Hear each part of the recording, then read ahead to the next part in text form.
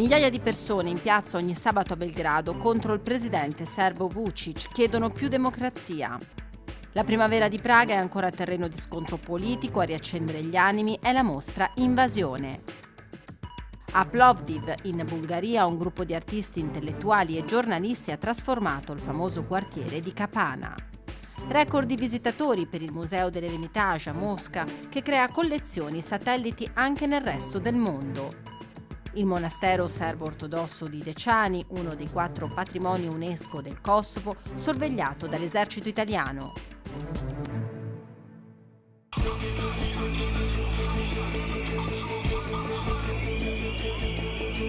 In Serbia, a Belgrado, non si placano le proteste contro il presidente Aleksandar Vučić. Dall'inizio di dicembre, ogni sabato, migliaia di persone marciano per chiedere più democrazia, il rispetto dei diritti civili, dello Stato di diritto e le dimissioni dei vertici della televisione pubblica.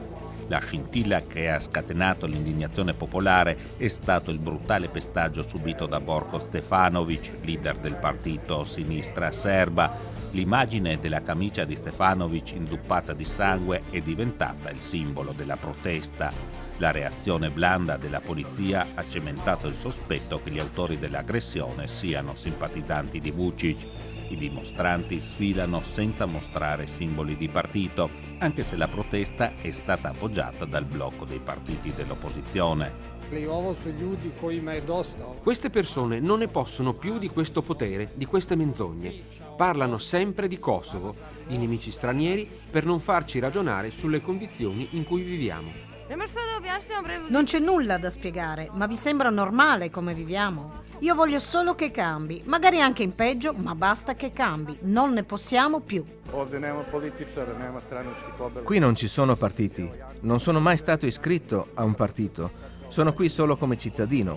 Voglio elezioni oneste, corrette e non elezioni truffa, con il mio voto che finisce conteggiato chissà come e dove. Il presidente Vučić in Parlamento dispone di una maggioranza schiacciante. In politica estera è fedelmente allineato con la Russia di Putin, ma vorrebbe un futuro europeo per la Serbia, anche se il negoziato con il Kosovo ristagna.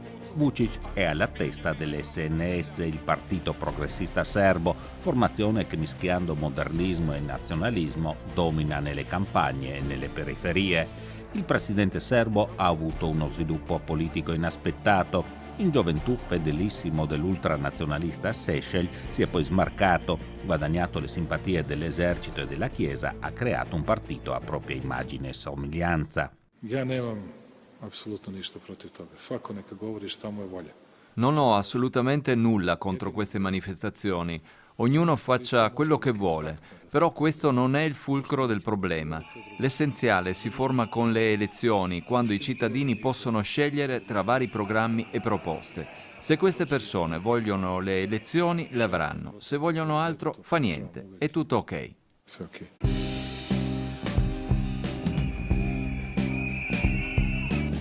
Vučić negli ultimi anni ha sempre anticipato le elezioni. Sfruttando i media statali o controllati dal governo, non ha mai dato tempo alle opposizioni di organizzarsi.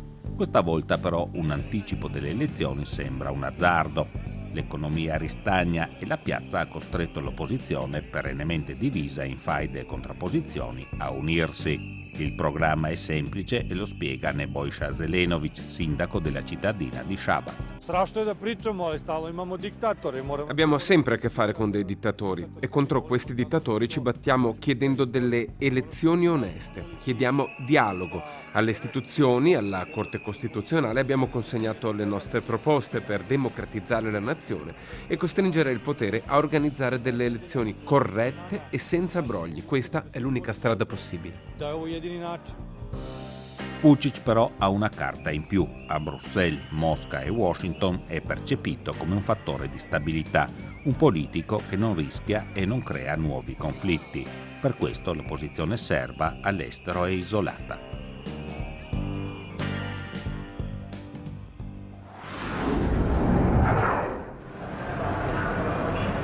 Sopra il rumore dei carri armati si sentono le parole della radio di Stato: non uscite di casa, non opponete resistenza. Ma la gente è tutta in strada di fronte ai 6.000 mezzi sovietici che il 21 agosto sono entrati in città. Siamo nella Galleria Nazionale di Praga, sono passati 50 anni ma l'atmosfera è la stessa del 68. Le immagini si riflettono a terra su chiazze che ricordano il sangue versato dalle 137 vittime della repressione. Volevamo presentare qualcosa che fa vedere l'atmosfera che erano in quegli anni. Quando il visitatore sta dentro in centro si dovrebbe sentire come se fossi sulla strada di Praga dove queste battaglie succedevano. Fu la telecamera del regista Jan Niemec a riprendere queste immagini storiche. A tenere in mano la macchina fotografica c'era invece un giovane Josif Koudelka, allora trentenne. Si trovava a Praga in questi momenti drammatici, allora ha preso la macchina fotografica e cominciava a scattare queste foto di reportage che non ha fatto mai prima, comunque sono uscite questa serie ormai leggendaria. Le foto raccontano l'incredulità dei soldati del blocco di Varsavia convinti di andare ad aiutare la popolazione per impedire una controrivoluzione. Sono i cittadini a parlare con i militari per spiegare loro cos'era quel socialismo dal volto umano immaginato da Dubček. Si chiama Invasione, è una mostra che non serve solo a ricordare, visto che un ceco su 4, soprattutto giovani, non ne conosce la storia. E la questione Primavera di Praga agita ancora l'identità dell'odierna Repubblica Ceca. A dimostrarlo le contestazioni al premier Andrej Babiš durante il suo discorso per il 50° anniversario. I manifestanti non gli perdonano di essere stato iscritto al Partito Comunista, mentre le voci di una sua affiliazione ai servizi segreti non sono mai state del tutto smentite. Il presidente della Repubblica Zeman invece ha fatto discutere per ciò che non ha detto, nessun commento, nessun discorso ufficiale. In TV anche a Praga è stato trasmesso quello dell'omologo slovacco Andrej Kiska. Zeman perse la cattedra all'università per essersi dichiarato contrario all'occupazione, ha ricordato il suo portavoce, ma molti vedono nel silenzio un favore alla Russia di Putin verso cui la politica ceca oscilla pericolosamente. Ne ha convinto il professor Willem Prečan, decano degli storici cechi. Dal 57 al 70 all'Accademia delle Scienze, dopo aver pubblicato il cosiddetto libro nero sulla Primavera di Praga, perse il lavoro. Per 6 anni fu aiuto caldaista in un ospedale, poi un lungo esilio in Germania. Ancora oggi studia quella che definisce la lenta capitolazione che cominciò quando i comandi sovietici compresero che avrebbero dovuto pacificare la Cecoslovacchia con le mani degli stessi politici che erano a capo del movimento di democratizzazione. Le persone devono superare un certo fastidio per ritornare a quell'epoca, poiché alla capitolazione delle élite seguirono milioni di capitolazioni private, per non perdere il lavoro, il proprio ruolo nella società, affinché i figli potessero studiare. Dopo la caduta del regime pensavamo, ci illudevamo che ci sarebbero bastati 20 anni per fare i conti con il passato. Oggi vediamo che ci vuole molto di più. Ma il futuro democratico del paese è garantito solamente all'interno dell'Unione Europea. Il gruppo di Visegrad è il passato. La Repubblica Ceca appartiene all'Occidente. Nell'anno appena iniziato ricorrerà un altro anniversario, i 30 anni dalla rivoluzione di velluto. Le occasioni per fare i conti con il passato non sono ancora finite.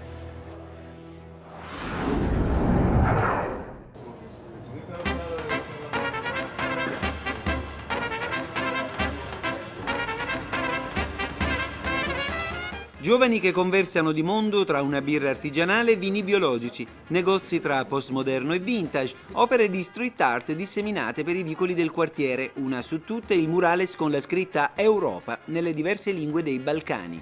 Benvenuti a Kapana, il quartiere artistico di Plovdiv, la città bulgara, capitale europea della cultura 2019.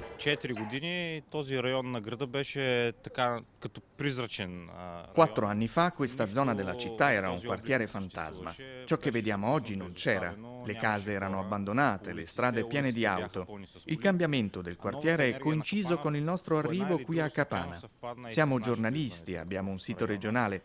In un mercato dove è sempre più difficile reperire fondi, cercavamo possibilità alternative per finanziare attività redazionali. Così abbiamo deciso di aprire qui un piccolo caffè, con al primo piano una redazione aperta al contributo di tutti. Dal locale è nato poi uno spazio di coworking, dove sono confluite le energie intellettuali e creative di tanti altri giovani che di lì a poco si sono rimboccati le maniche ed hanno aperto, con l'aiuto del comune che ha pedonalizzato l'intera area, caffè, birrerie, botteghe artigianali, gallerie. Отворихме галерията преди около 2 години и половина. 2 anni fa ho avviato coi miei genitori questo locale nel posto dove c'era il laboratorio artigianale di mio nonno, che era un famoso ramaio. L'apertura di questa galleria è stato un passo naturale rispetto al lavoro portato avanti da mio nonno. И така като естествена стъпка. Когато със семейството ми решихме да отворим наше ателие. Quando con la mia famiglia abbiamo deciso di creare un atelier a Plovdiv, non abbiamo avuto dubbi su dove aprirlo. Kapana, fin dai tempi dell'impero ottomano, è stato sempre il quartiere degli artigiani, dove venivano creati e scambiati non solo prodotti, ma anche progetti ed idee. Molte case sono state trasformate in piccoli hotel e B&B. Il turismo è la parola chiave per lo sviluppo di quest'area della città e della Bulgaria, e non potevano mancare ristoranti come questo, aperto da una giovane coppia che ha sulle spalle già tanti anni di esperienza all'estero, Italia in primis. Utilizziamo prodotti locali, abbiamo il nostro orto a Plovdiv, un motivo che ci ha spinto a restare in questa città. Importante anche il contatto con realtà italiane. In Italia ho lavorato con importanti cuochi ed imprenditori. In Italia per la prima volta ho visitato un ristorante dove la proprietaria aveva il suo orto da cui prelevava i prodotti che poi serviva ai clienti, e da lì è nato il sogno di fare tutto ciò in Bulgaria.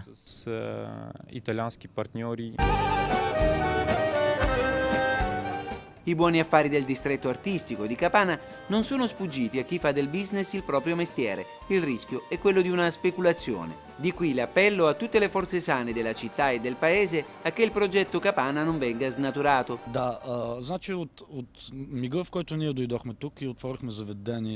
Credo che l'amministrazione e in generale le istituzioni abbiano capito che Kapana era un diamante nascosto ed hanno fatto di tutto per scavare e riportarlo alla luce. Tutti abbiamo capito quanto fosse lucente e prezioso questo gioiello. Credo sia nostra responsabilità che resti nelle mani della comunità locale e che non venga in qualche modo usurpato da chi è pronto a speculare contro l'anima della città.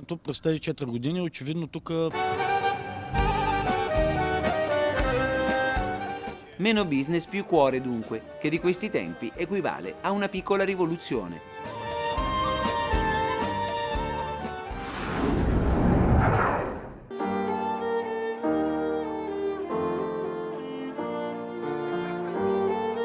Ermitage di cartapesta in un centro commerciale a San Pietroburgo. Tra negozi e carrelli della spesa si può ammirare una versione virtuale delle collezioni degli ultimi 2 secoli.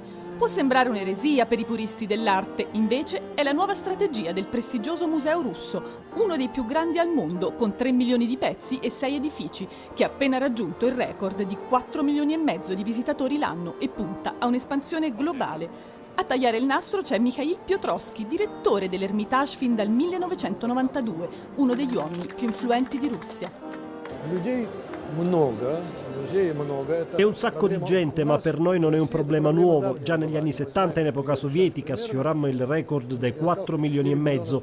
In Europa il fenomeno inizia solo ora, dopo la ricostruzione del Louvre, col turismo di massa. È il problema dei cosiddetti musei milionari e non è facile da risolvere. Da un lato è bene perché tanta gente significa soldi, dall'altro i visitatori che vorremmo vedere al museo non vengono, quelli che abitano più vicino.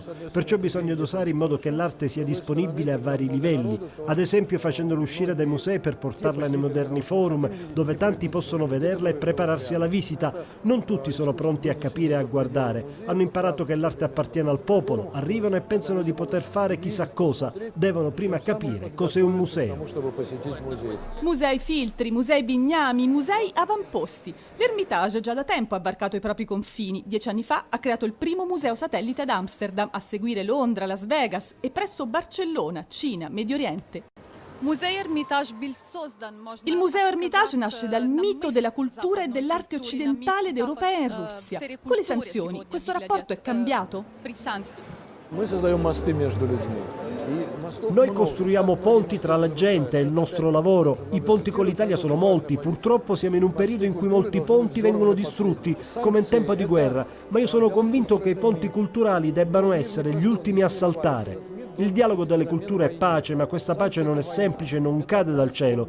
Le sanzioni sono una delle forme della guerra, una guerra della memoria. Compito dei musei è trasformare questa guerra della memoria in dialogo tra le culture.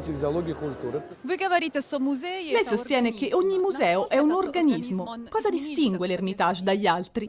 L'Ermitage è un'enciclopedia della cultura mondiale, ma è un'enciclopedia scritta in lingua russa. È una rappresentazione dei risultati della scienza museale russa e le collezioni sono esposte in un edificio, il Palazzo d'Inverno, che è un monumento della storia russa. Tra queste mura sono state prese cruciali decisioni politiche e questa è la sua unicità. Quindi è lo sguardo russo sull'Occidente? Esatto, lo sguardo russo sull'Occidente è un'immagine russa dell'Occidente, una storia russa dell'arte mondiale e occidentale. È la nostra interpretazione. Ma quanto l'Ermitage può ancora ampliarsi? Parecchio. La tragedia di altri musei è che si espandono e poi viene fuori magari che non hanno i soldi per pagare l'elettricità oppure non hanno abbastanza oggetti per riempire tutti quegli spazi. Noi invece abbiamo abbastanza opere per riempire ancora 5-6 Ermitage. La sua concezione, spiega Piotrowski, il museo è un'istituzione molto democratica. Chiunque arriva, dai più colti ai bambini, può riceverne qualcosa. Niente limiti agli ingressi, dunque? Il nostro metro è il guardaroba. È progettato per circa 10.000 persone. Quando è pieno significa che non può entrare più nessuno. Come a teatro c'è un limite fissato e la gente deve aspettare fuori, ma aspettano volentieri. Ci siamo fermati ieri sera a Prizren, che è forse la città più significativa, il centro storico più bello. Facciamo un giro per i monasteri. Domani andiamo a Pristina, la capitale va vista e poi torniamo, vediamo se andiamo in Macedonia direttamente o se ci fermiamo in vicinanze per attraversarlo col giorno, insomma col sole.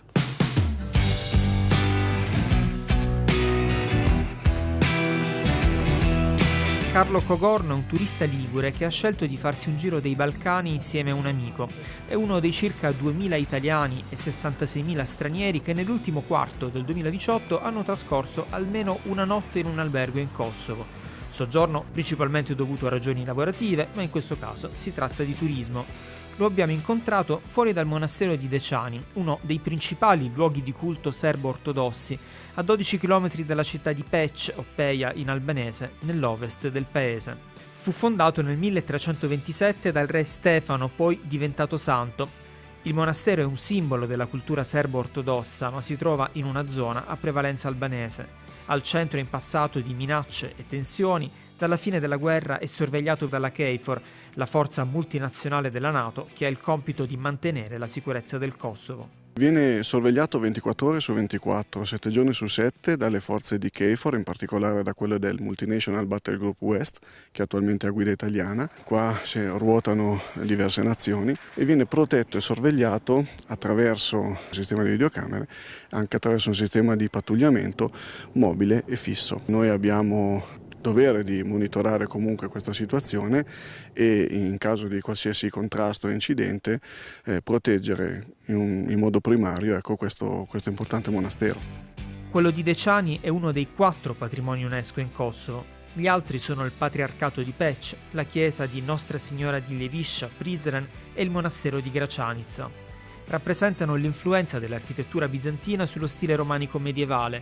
Sono 4 monumenti del Kosovo, ma l'UNESCO li riconosce come parte della Serbia. Lo Stato balcanico, dichiaratosi indipendente nel 2008, a 10 anni dalla fine della guerra, non fa infatti parte dell'UNESCO ed è riconosciuto soltanto da poco più della metà dei membri dell'ONU. La Serbia lo considera ancora una provincia autonoma.